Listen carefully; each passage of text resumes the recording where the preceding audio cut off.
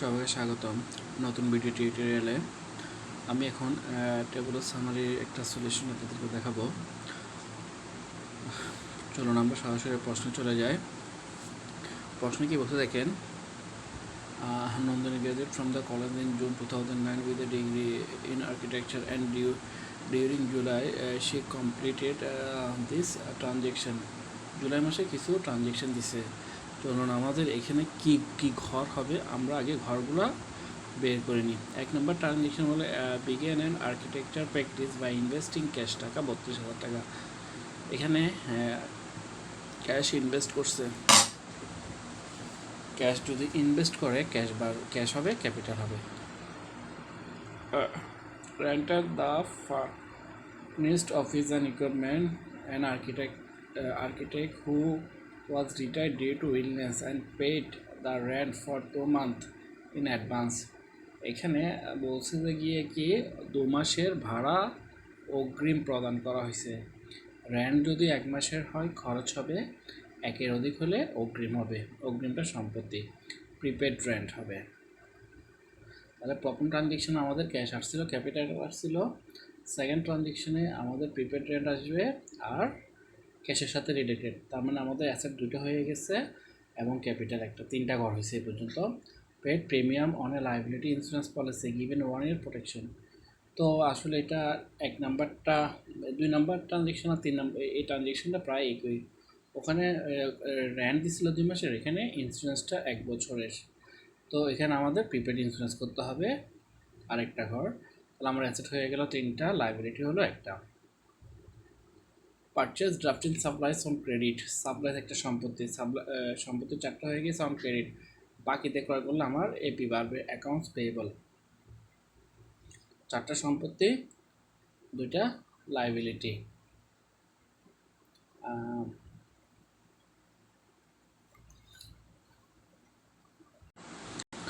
তারপর বলছে completed asset plans of contract and immediately collect টাকা 2500 ফর দ্য জব। একটা কাজ সম্পন্ন করছে এবং এটা দিয়ে 2500 টাকা আমরা পাইছি। এটা রেভিনিউস যেহেতু হয়েছে, এখানে আমাদের রেভিনিউ হলে ক্যাপিটাল বাড়ে। তো ক্যাপিটাল করতে আমরা আগে আসছে এবং এটার মধ্যে আমরা ক্যাশ টাকা নিছি, ক্যাশে করো আমরা আগে করে ফেলছি। Completed and delivery asset plans to Zerin construction company on credit.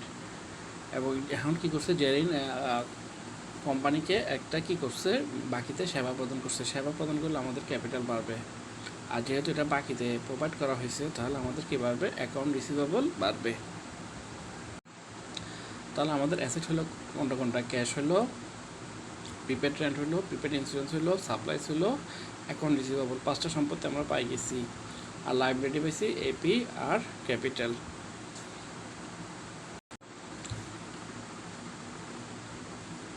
এরপর বলছে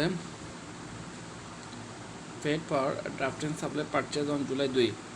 আমরা যে সাপ্লাইস ক্রয় করছি ওটার টাকা পরিশোধ করছি। সাপ্লাইস ক্রয়ের টাকা যদি আমরা পরিশোধ করে থাকি, তাহলে আমাদের ক্যাশ টাকা আসবে না, ক্যাশ টাকা যাবে। তাহলে ক্যাশ তো আমরা আগে করছি, আর টাকা কাকে পরিশোধ করবো, পাওনাদারকে পরিশোধ করবো। পাওনাদারও আমরা করে রাখছি। তাহলে এখানে আমাদের কোনো ঘর করা লাগবে না। Completed architect work for orient realty on credit. বাকিতে সেবা প্রদান করছি আর কি। সেবা প্রদান করলে আমাদের ক্যাপিটাল বাড়ে, ক্যাপিটাল আমরা করছি। অন ক্রেডিট যেহেতু করছি, আমাদের অ্যাকাউন্ট রিসিভেবল বাড়বে, অ্যাকাউন্ট রিসিভেবল আমরা করে রাখছি।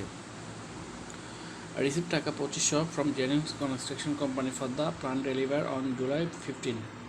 ওই 15 তারিখে যে আমরা জেরিনের একটা বাকিতে কাজ করছিলাম, সেদিন তো আমরা ক্যাপিটাল আর অ্যাকাউন্ট রিসিভেবল বাড়াইছিলাম। ওখান থেকে বলছে 2500 টাকা পাইছি।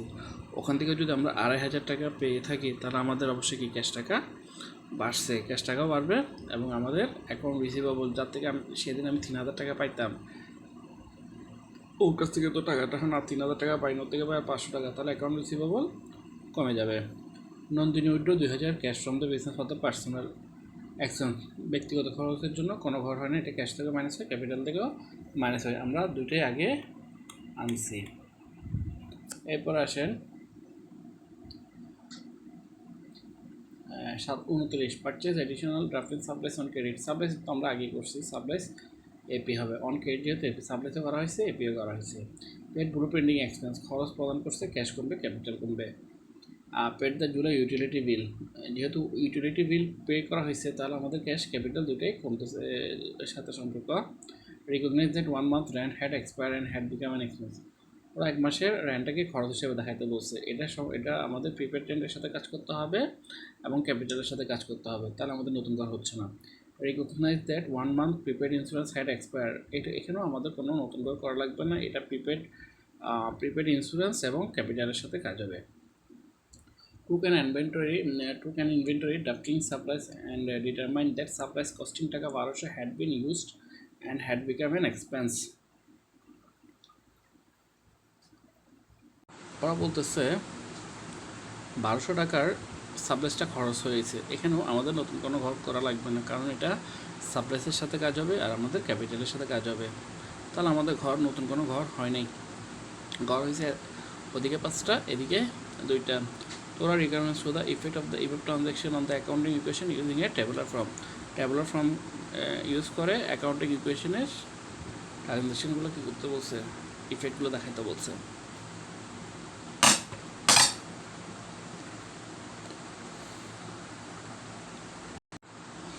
তাহলে চলুন আমরা সমাধানটা যাই। আমরা ঘরটা আগে করে রাখছি date, cash, prepaid rent, prepaid insurance, supplies, AR, AP, capital, remarks. তো আমাদের প্রথম ট্রানজ্যাকশন যেটা ছিল, আমি যেহেতু আপনাদেরকে বলছি আমি চেষ্টা করব প্রশ্নটা আপনাদেরকে দিয়ে দিতে, আমি প্রশ্নটাতে আর যাব না, আমি সরাসরি সলিউশনে আলোচনা করব। হ্যাঁ, প্রথম আমাদের যেটা ছিল বলছিল বিজ্ঞান অ্যান্ড আর্কিটেকচার প্র্যাকটিস বা ইনভেস্টিং টাকা 32,000 টাকা। 32,000 টাকা ব্যবসায়ে বিনিয়োগ করা হয়েছিল। ব্যবসায়ে যদি আমাদের 32,000 টাকা বিনিয়োগ করা হয় তাহলে অবশ্যই কি আমাদের ক্যাশ টাকা বাড়বে এবং ক্যাপিটালও বাড়বে।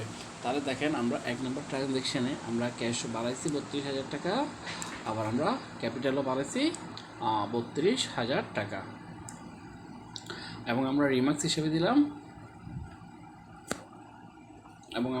রিমার্কস হিসেবে দেওয়া হলো ইনভেস্টমেন্ট। এরপরে জুলাই 1 তারিখে আবার বলছিল rented the furnished office and equipment of an architect who was retired due to illness and paid the rent for 2 months।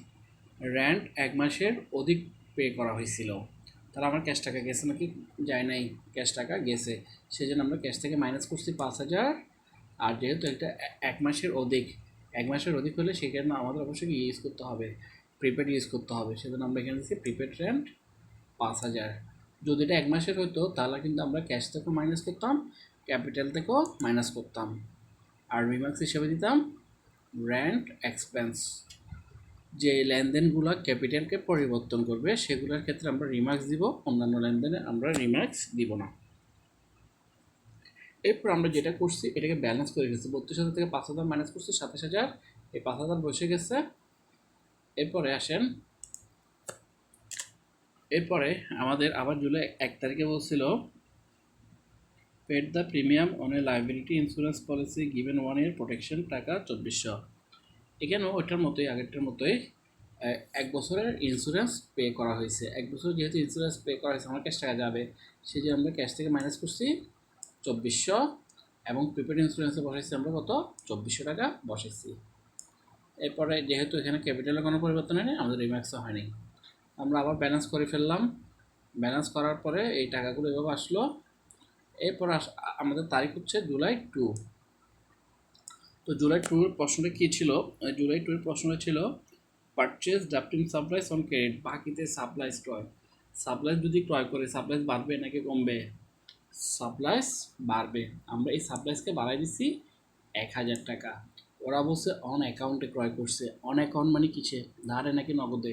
ধারে। আমি যদি কোনো ব্যক্তি থেকে কিছু ক্রয় করে আমার কাছ থেকে টাকা পাবে না? অবশ্যই সে আমার কাছ থেকে টাকা পাবে, ও হচ্ছে পাওনাদার। এই যে আমরা অ্যাকাউন্টস পেয়েবলও বাড়াই দিলাম। ওকে, এরপর আমরা আবার ব্যালেন্স করে ফেললাম। এরপর আমাদের জুন 8, জুন 8-এ কী বলছে আমরা প্রশ্নটা আগে পড়ে নিই। জুন 8-এ বলছিল এরকম completed asset plans for a contractor and immediately collected টাকা 2500 ফর জব।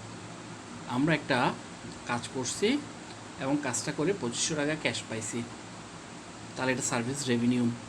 আমরা বলছি রেভিনিউ হলে আমাদের কি বাড়বে, ক্যাপিটাল বাড়বে। এই যে দেখেন আমরা ক্যাপিটালে এই যে 2500 টাকা ক্যাপিটালে বাড়াইছি এবং এই টাকাটা তো আমি ক্যাশে পাইছি, সেই জন্য আমরা 8 তারিখে আমরা ক্যাশও বাড়াই দিলাম 2500 টাকা। রিমার্কস কি হবে, রিমার্কস হবে সার্ভিস রেভিনিউ। 8 তারিখের পর হচ্ছে আমাদের 15 তারিখ।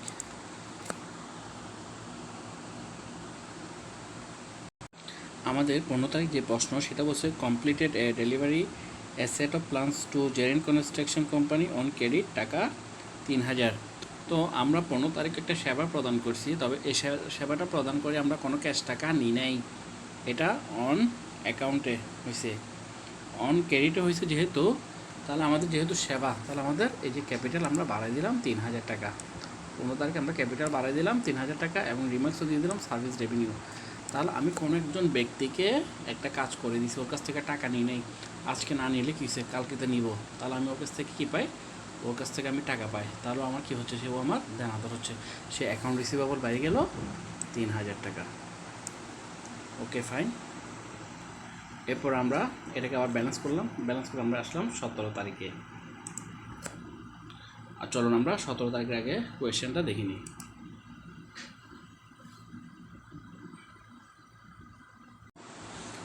আমাদের 17 তারিখে প্রশ্ন ছিল paid for the draft and supplies purchase on July 2। July 2 তারিখে আমরা যে 1000 টাকা সাপ্লাইজ ক্রয় করছিলাম বাকিতে, এই যে 1000 টাকা সাপ্লাইজ যেটা ক্রয় করছিলাম বাকিতে, এটার টাকাটা পরিশোধ করা হয়েছে 17 তারিখে। আমি টাকা পরিশোধ করলে আমার ক্যাশ টাকা যাবে, তো সেই জন্য আমরা ক্যাশ থেকে মাইনাস করছি 1000, আর টাকাটা আমি তো ওই ব্যক্তিটাকে পরিশোধ করছি, তাহলে ওই জন্য আমার পাওনাদার, সেই জন্য অ্যাকাউন্টস পেয়েবল থেকে মাইনাস করে দিচ্ছি আমরা 1000 টাকা। এরপর ব্যালেন্স করে ফেলছি। আমাদের 17 তারিখের পর আসতেছে হচ্ছে 22 তারিখ। চলে আমরা 22 তারিখ আমরা প্রশ্নটা দেখি। আমাদের 22 তারিখের প্রশ্ন ছিল completed architectural work for warrant realty on credit টাকা 1500। আবার বাকিতে সেবা প্রদান করা হয়েছে। আমরা যদি সেবা প্রদান করি তাহলে আমাদের ক্যাপিটাল বাড়বে, তো আমরা যেখানে সার্ভিস রেভিনিউ দিয়ে ক্যাপিটালে 1500 টাকা বাড়াই দিছি, সার্ভিস রেভিনিউ যেহেতু এটাও বাকিতে, তাহলে আমি তো ওই ব্যক্তি থেকে টাকা পাবো, তাহলে অ্যাকাউন্ট রিসিভেবল বাড়বে আমার 1500 টাকা। এরপর আমি 22 তারিখটা ব্যালেন্স করে ফেললাম। ব্যালেন্স করার পর আমার টার্গেট হচ্ছে 25 তারিখ। চলুন আমরা 25 তারিখের প্রশ্ন করি। রিসিভ টাকা 2500 from genuine construction company for the plans deliver on July 15। ওই যে জুলাই 15তে আমরা 3000 টাকার বাকিতে সেবা প্রদান করছিলাম, ওখান থেকে আমরা কত টাকা পাইলাম, 2500 টাকা পাইলাম, ক্যাশ টাকা পাইছি না, এই যে আমরা ক্যাশ বাড়াইলাম 2500 টাকা বাড়াইলাম, টাকাটা কার থেকে পাইছি, ওই যে জেরিন কনস্ট্রাকশন থেকে পাইছি, তো আমার দেনাদার ছিল, তাহলে আমরা জেরিন কনস্ট্রাকশন থেকে মাইনাস করে দিলাম এই যে এই 2500 টাকাটা। তারপর আমি আবার ব্যালেন্স করে ফেললাম। এরপর হচ্ছে আমাদের 27 তারিখ, 25 গেল, 25 আমাদের তারিখ হচ্ছে 27। হ্যাঁ, 27 তারিখ আমরা প্রশ্নটা একটু পড়ে নিই। Nandini withdraw 2000 cash from the business to pay personal expense. ব্যক্তিগত প্রয়োজনে 2000 টাকা উত্তোলন করছে। ব্যক্তিগত প্রয়োজনে যেহেতু উত্তোলন করছে, এটা আমাদের ক্যাশও মাইনাস হবে, ক্যাপিটালও মাইনাস হবে। আমরা ক্যাশ থেকে মাইনাস করছি 2000, আবার দেখেন এই যে ক্যাশ থেকে মাইনাস 2000, এই যে আমরা ক্যাপিটাল থেকে মাইনাস করছি 2000, রিমার্কসে দিয়ে দিছি একটা ড্রয়িংস। 27 গেল, 27-এর পর হচ্ছে আমাদের 29। চলুন আমরা প্রশ্ন দেখে আসি। 29 বলছিল purchase additional drafting supplies on credit 450। আবার সাপ্লাইজ ক্রয় করছি ক্রেডিটে, এবার ক্রয় করা হয়েছে ক্রেডিটে যদি ক্রয় করি, আমি সাপ্লাইজ ক্রয় করছি, আমাদের এটা হচ্ছে সাপ্লাইসের ঘর, আমাদের সাপ্লাইজ বাড়লো 450 টাকা। যেহেতু আমি ক্রেডিটে ক্রয় করছি, তাহলে আমার থেকে ও টাকা পাবে, সেজন্য আমরা অ্যাকাউন্টস পেয়েবল, এটা হচ্ছে অ্যাকাউন্টস পেয়েবলের ঘর, অ্যাকাউন্টস পেয়েবল বাড়াইছি 450। এরপর আমার 29 গেল, এরপর আসেন 31 তারিখ আমাদের প্রশ্ন ছিল paid blue printing expense incurred during the month 500 টাকা। আমরা ব্লু প্রিন্টিং এক্সপেন্স পে করছি জুলাই মাসের, তাহলে যেহেতু একটা খরচ আমরা প্রদান করলাম, আমাদের ক্যাশও কমবে, ক্যাপিটালও কমবে। দেখেন আমরা এই যে 500 টাকা ক্যাশ থেকে কমাইলাম, আর ক্যাপিটাল থেকে দেখেন 500 টাকা কমাই দিলাম। আর রিমার্কসে দিলাম ব্লু প্রিন্টিং এক্সপেন্স। এরপর আসেন আমাদের 31 তারিখ। 31 তারিখ এসে আবার কি বলছে, পেড জুলাই ইউটিলিটি বিল। যেহেতু খরচ ক্যাশ ক্যাপিটাল দুইটাই কমবে। দেখেন এটা যেহেতু আমাদের ক্যাশের ঘর আর এটা হচ্ছে আমাদের ক্যাপিটালের ঘর, ক্যাপিটাল এবং ক্যাশ দুটো থেকে 400 করে মাইনাস হয়েছে, আর আমরা রিমার্কসে দিয়ে দিয়েছি ইউটিলিটি এক্সপেন্স। এরপরে recognize that 1 month rent had expire had become an expense. 1 month rent, আচ্ছা আমরা আগে ডেটটাতে আসি 31, পরের ডেট বলছে 1 month rent had expire and had become an expense. ওরা আমাদের রেন্টটা কিন্তু 2 মাস ছিল। এক নাম্বারে প্রথমে যে একটা ছিল ওটার মধ্যে আমরা 5,000 টাকা, আমি এটার জন্য আমি উপরে যাচ্ছি, একটু উপরে গিয়ে আমি এই যে প্রথমে এই যেটা এখানে আমরা কিন্তু একটা প্রিপেড রেন্ট দিয়েছিলাম, 2 মাসের রেন্ট দেওয়া হয়েছিল। 2 মাসের রেন্ট দেওয়া হয়েছিল, সেক্ষেত্রে আমরা দিয়েছিলাম ক্যাশ থেকে মাইনাস করছিলাম, আর প্রিপেড রেন্ট হিসাবে 5,000 টাকা বসেছিলাম। এখন যেটা হয়েছে, 1 মাস তো শেষ হয়ে গেছে। 1 মাস যদি শেষ হয়ে থাকে তাহলে আর প্রিপেড আর পুরা 5,000 টাকা থাকবে নাকি প্রিপেড কমে যাবে? প্রিপেডটা কমে যাবে। সেজন্যে আমাদের এই প্রিপেড থেকে 2,500 মাইনাস করতে হবে। এই যে 5,000 টাকা ছিল, এই 5,000 টাকা থেকে আমরা 2,500 টাকা মাইনাস করব, আর ফাইনালে যে ক্যাপিটাল থাকবে ক্যাপিটাল থেকে 2,500 টাকা মাইনাস করব। কারণ হচ্ছে যে কি 2,500 টাকাটা এখন আমার কি হয়ে গেছে, খরচ হয়ে গেছে। তো তখন চলুন আমরা যাই দেখি। এই যে দেখেন এখানে আমরা প্রিপেড থেকে 2,500 মাইনাস করছি, আর ক্যাপিটাল থেকে রেন্ট এক্সপেন্স হিসেবে 2,500 টাকা মাইনাস করে দিয়েছি রেন্ট এক্সপেন্স। ঠিক আছে, এরপর আবার 31 তারিখ কী বলছে, এটা বলছে recognize that 1 month prepaid insurance had expire and had become an expense. আচ্ছা এই যে এটা আমাদের 2,400 টাকা যেটা দেখতেছেন, এই 2,400 টাকা এটা কিন্তু হচ্ছে প্রিপেড ইন্স্যুরেন্স। এই প্রিপেড ইন্স্যুরেন্সটা হচ্ছে 1 বছরের, 1 বছরের প্রিপেড ইন্স্যুরেন্স হচ্ছে 2,400 টাকা। তো এখান থেকে বলছে 1 মাসেরটা খরচ হয়ে গেছে, তাহলে 1 বছরে যদি 2,400 আসে, 1 মাসে কত আসবে? 200। আমরা 200 টাকা এখান থেকে মাইনাস করছি, আর 200 টাকা যেহেতু খরচ আমি ক্যাপিটাল থেকে মাইনাস করে দিলাম। ঠিক আছে, এরপর আবার ব্যালেন্স করলাম। এরপর আমাদের 31 তারিখ, আবার লাস্ট 31 তারিখ বলছে took an inventory of drafting supplies had determined that supplies costing টাকা 1,200 had been used and had become an expense. ওরা বলছে 1,450 টাকা আমার টোটাল ছিল, এখান থেকে 1,200 টাকা খরচ হয়ে গেছে। তো 1,200 টাকা যেহেতু খরচ হয়ে গেছে, তো আমার যেহেতু টোটাল 1,450 টাকা আছে, 1,450 টাকা আমি আমার খরচটা বাদ দিয়ে দিছি, এবং যেহেতু এটা আমার খরচ এটা আমি ক্যাপিটাল থেকেও বাদ দিয়ে দিছি, আর আমি একটা রিমার্ক দিয়ে দিলাম সাপ্লাইস এক্সপেন্স। তারপর আমার ব্যালেন্স আসলো এগুলা, এদিকে আমরা যোগ করলাম 32,650, এদিকে যোগ করে আসলো 32,650। তো ওরা যে রিকোয়ারমেন্টটা চাইছে আমাদের, সেই রিকোয়ারমেন্টটা ফিল আপ হয়ে গেছে। So the effect of the